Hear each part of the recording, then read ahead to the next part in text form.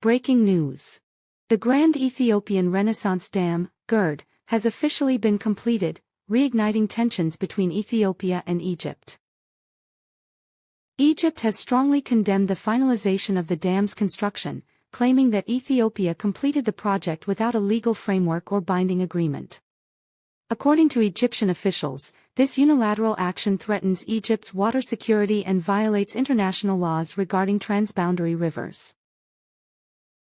The Egyptian Ministry of Water Resources stated that Ethiopia finalized the dam without reaching a legally binding agreement with downstream countries, namely Egypt and Sudan, which they argue is a breach of international water usage norms.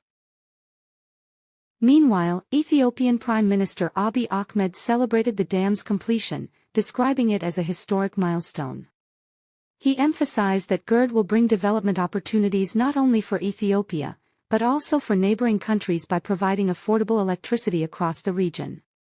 He reiterated that the dam was never intended to harm Egypt or Sudan, but rather to strengthen regional cooperation and growth.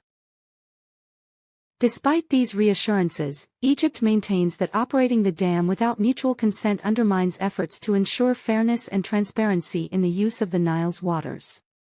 In particular, Egypt insists that there must be a legally binding agreement on how the dam is filled and operated, especially during periods of drought.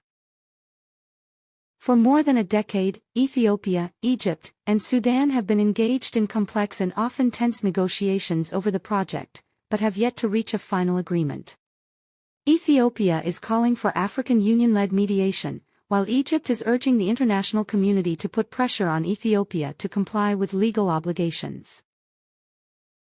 With GERD now fully operational, political tension in the Nile Basin remains high.